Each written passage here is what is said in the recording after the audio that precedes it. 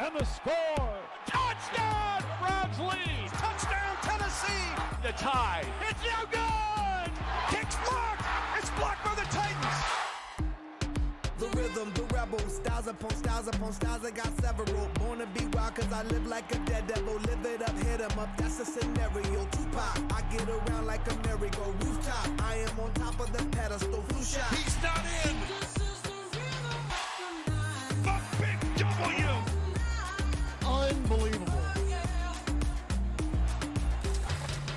Hey, don't look now, but the Pittsburgh Steelers have won 4 straight games and are trending all the way up. Mike Tomlin and the boys have won 5 of 6 overall after starting the season 0-3. We know all the injuries and all the loss of talent they've taken this season. Stephen A. Smith, can you see your Steelers making the playoffs? No, I cannot. I cannot. I guess it's possible, but I just don't see it. I don't think they're going to win the division because I don't think they're playing on the same level as the Baltimore Ravens, who already beat them once this season, even though they face them again. And I think the Steelers have a legitimate chance to win that game. I'm just of the mindset that the AFC North is the Baltimore Ravens to win. In order for you to get in, you're going to have to be a wild card. After we get past New England, Baltimore, probably Houston in the South, along with the Kansas City Chiefs, there is the Oakland Raiders to consider, the Indianapolis Colts, even though the Steelers may have beaten them. Again, you might have an outside shot, but I don't see the Steelers led by this team because they have no running game right now, particularly with Connor being out yesterday. They have no running game. They don't have much of a passing attack. Mason Rudolph is a relatively pedestrian quarterback. He's not going to beat himself for the most part, but he's going to get it done. It's the Steelers' defense that's driving this bus right now. The defense has really amped it up. The pickup of Minka Fitzpatrick is big time. I'm just looking at them right now, and I'm saying no. I don't see it. It's not enough. I think the Steelers have a really good shot to make the playoffs as the wild card, obviously. I want to talk about Minka Fitzpatrick for a second, because we know Mason Rudolph is, let's say, limited. Okay. That's a kind way to put it. What a job Tomlin's doing. But I have rarely seen in my life a mid-season trade in the NFL have this kind of an effect on the team. Minka Fitzpatrick, who, let's not forget, I told everyone this guy's a can't-miss guy. Once I heard, you know what really Saban said, he's as good as any I've seen. Yeah. When Nick Saban says that, you go, whoa, wait a minute. He's totally changed the complexion of this defense. It's one of the best in the NFL recently. Now let's look at who they're competing against for a wild card spot. Bills are 6-3. So Steelers are 5-4. They're plus 12 on the season, point differential, right? But that's trending up since the Fitzpatrick trade. Bills 6-3. They're plus 24. I don't believe in the Bills. I don't think they're so. They have a good defense. That's about it. The Raiders are minus 32. They're 5-4. The Colts are 5-4. They're plus 1. The Titans are 5-5. They're plus 6. These are the point differential tells you fundamentally the kind of team you're dealing with. These are all 500-ish teams. The Jags are 4-5. I'll keep my eye on them because Nick Foles. They're minus 13 though. That's who they're competing against. They're competing against these teams No, you're for fair. the wild They could easily get a wild card. And when you look at fundamentally who's the best team right now in terms of the way they're playing, the Minka Fitzpatrick addition to that defense means I think the Steelers are actually the best. Okay, if the Colts have Brissett available, you can argue the Colts. But otherwise, and let's see what happens with Foles. But the Steelers are right there. I think they could easily win a wild card. Well, you have a good point because what we can't ignore is what, my man Champ always brings this up when he raves about the Ravens. He raves about other teams, actually, and he talked about the Ravens' schedule.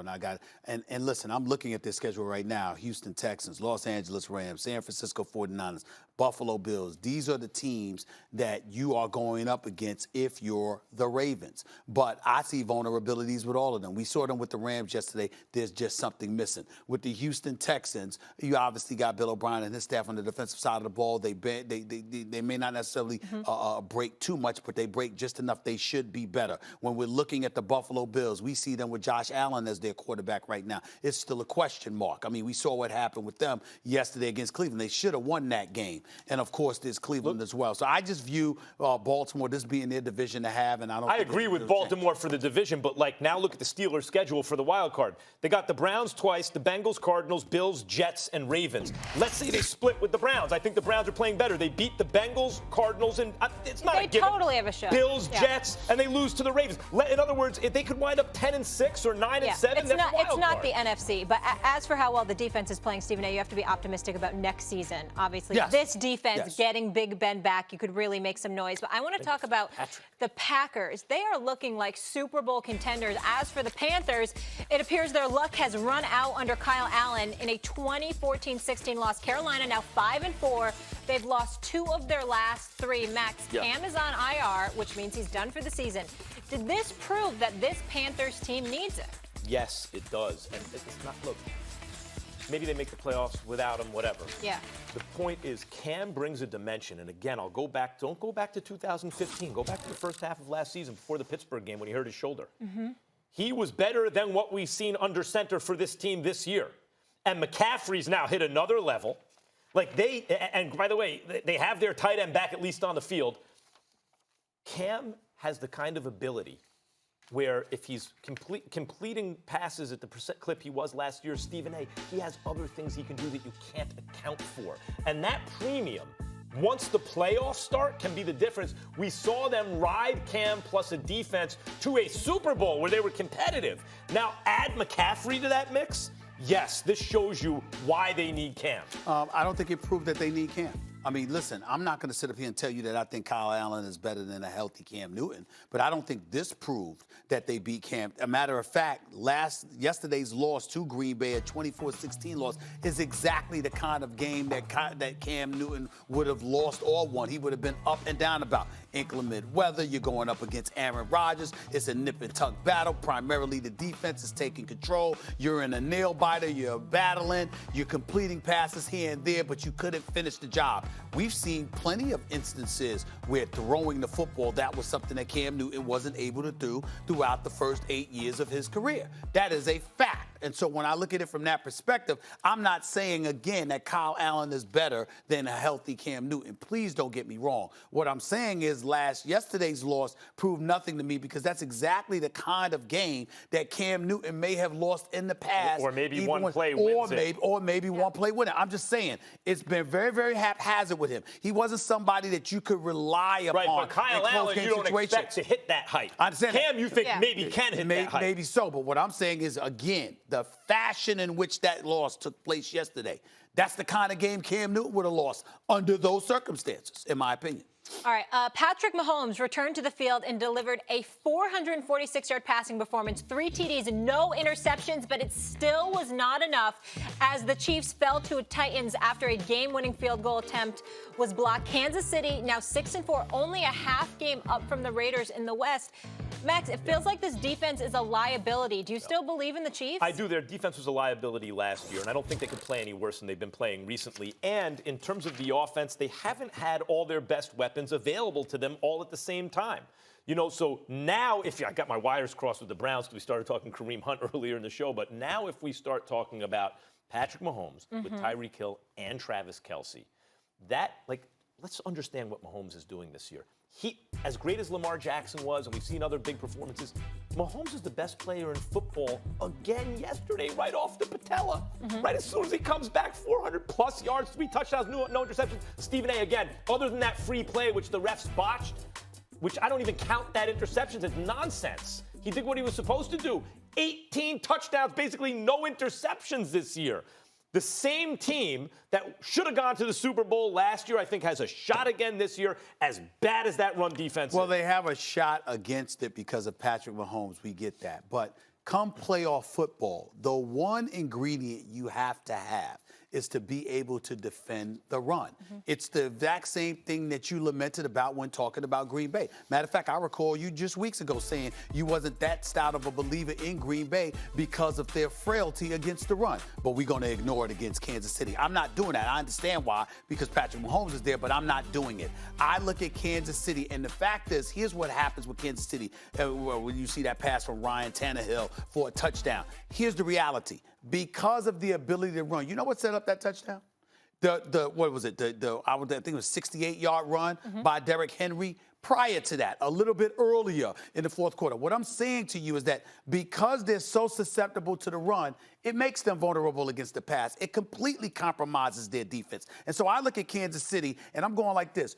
On your home turf at Arrowhead Stadium, you couldn't close the deal because really you couldn't get a stop. So this year, you'll likely have to go on the road to get it done. And I'm supposed to believe your defense is going to show up there? I don't believe it. I don't believe it. Derrick Henry's been doing this to defense, all kinds of defenses all year. He's excellent. Yeah. But, again, other than a pre-snap penalty, they're in the Super Bowl last year. And they had a horrible run defense last year. It was terrible. What's the real difference this year? The major components, the coach, the quarterback, the receiver, and the tight end, all the major components on offense are the same. And if anything, the defense should start playing better, because how do you play worse than that? Yeah, the defense has to play better. We could argue that tonight's game is the best of the week. A battle in the NFC West tonight when the undefeated Niners host MVP candidate Russell Wilson and the Seahawks. Seattle is chasing San Fran for the division title. Stephen A. What you got tonight? San Francisco. They're on their home turf. They have the best running game in football, and they have an elite defense. And if there's anything that can beat a Seattle Russell Wilson-led, MVP Russell Wilson-led team, it's something like this. This is the kind of game that Seattle lose. They win a game like this on their home turf. They lose a game like this on the road. I don't think San Francisco's going undefeated this season. I just don't think this is the game that they will lose. You don't have elite receivers for Russell Wilson to throw the football to. You have speed on the defensive side of the ball. You can put somebody in there to spy on him and what have you. You're not going to be able to run so easily against San Francisco, but they run the football, and this kid, Kittle, is special. Oh, yes, he is. He's the second best tight end in football as far as I'm concerned right now. Second best, maybe. Let's see. He's giving Kelsey some run for his money. But this brother is special. Pedersen, these boys can play. I believe this is the kind of game that San Francisco gets up for, just to knock down the naysayers. They show up tonight. We're thinking of this game very similarly, in the sense that the trap game for the Niners is next week. Cardinals. Right, Cardinals at Niners. There's a trap game. And then you keep looking at the schedule. Packers, they go to the Ravens. They go to the Saints. There are a lot of losable games for the Niners on the schedule. Maybe not this one. And by the way, Seattle run defense versus the Niners defense. I think this is an MVP Russell Wilson type game. I think really? It's going to come down. The best of the defense? I think Russell Wilson's going to make a play at the end of this game to steal a win. I think it just feels that way to me. So, gut, I'm taking Seattle for the win. For the division? Think this game? I don't. Listen, the Niners have a tough schedule coming up. Niners #1 against the pass. All right. I'm looking forward to watching this game tonight. We'll break it all down for you tomorrow. Of course, we've got some NBA to get into as